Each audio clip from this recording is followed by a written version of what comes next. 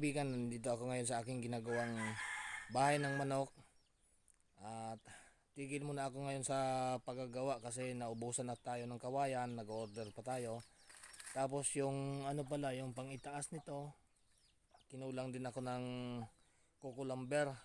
Kaya itinigil ko muna kasi nagpapa power saw pa lang tayo ng nyug.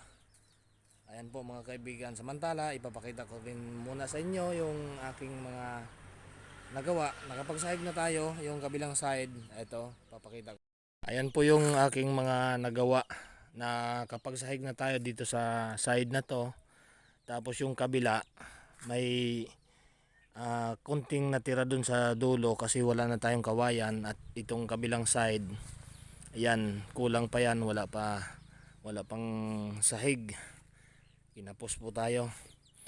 So antay-antay lang muna ako dahil nag-order pa ako ng kawayan tsaka yung kukulamber para dun sa taas. Yan. Kulang yung ano natin, yung na power saw na kukulamber. Ito pala, ipapakita ko rin sa inyo yung aking pansamantalang ginawang kulungan dito sa aking mga biik. Ayan, may biik na po tayo. Tulog na tulog sila. Ayan, hello. Ayan, nakatingin lang. Kakatapos lang daw kumain yan mga kaibigan. Kasi tinanghali na ako nang punta dito sa baryo. Yung kapatid ko na lang ang nagpakain. Ayan, si ano pala, yung kahapon ang nagawa natin ito, binalot natin ng simento ng halo yung poste na yan para mas matibay. Tsaka yung isa nandun, mas malaki yung pagkakaano ko para matibay siya. Ayan, so mga kaibigan, ito lang muna ang aking natapos. Medyo matatagalan pa po tayo para makapag-order ng ating broiler. Ilang ano pa ito, siguro sa mga isang araw mayari na yung ano natin, yung kukulamber na pinapa power saw. Tsaka ano, kailangan ko pala mga kaibigan kasi nahirapan din tayo sa araw-araw sa tuwing umaga. Nag-aabang tayo ng masasakyan doon sa bayan papunta dito sa baryo. Kaya kukuha tayo ng service natin para pang araw-araw na biyahe natin dito sa ating alagaang baboy tsaka manok. Mamaya po ipapakita ko sa inyo yung ang service natin kasi matatapos na, kinakabit na yung top down ko. So siguro mamayang hapon pwede ko nang iuwi yun. Okay, mamaya papakita ko sa inyo mga kaibigan. Ayan po mga kaibigan, hinatid na po dito ng gumagawa ng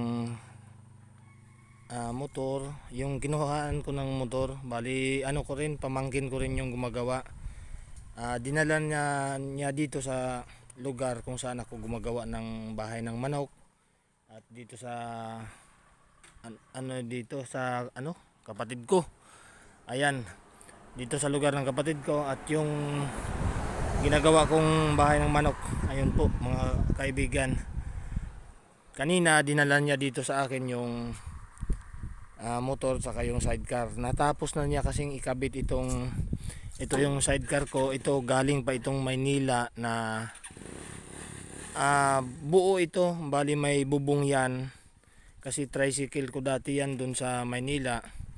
Tapos inuwi ko dito sa probinsya at ito ngayon ang pinagawa ko, pinaputol ko dito para magiging top down yan.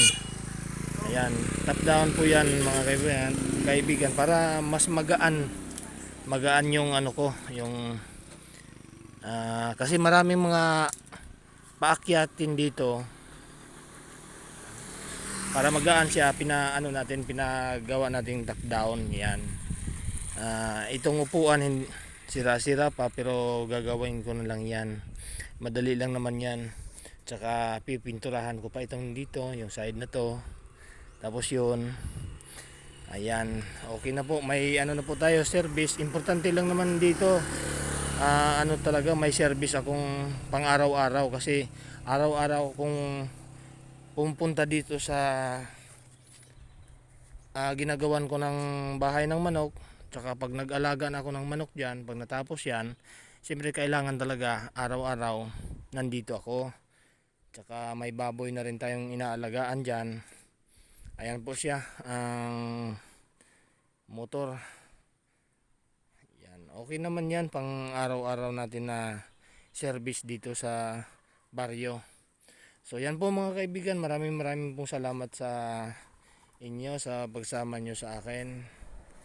At salamat din sa Panginoon dahil may ano na tayo, solve ng problema natin sa service. Kasi kung mag-ano nga naman tayo, kung mag-commute tayo, minsan inaabot ako ng kalating oras na mag-abang doon sa bayan para makasakay ng tricycle o kaya bus na dumadaan dito.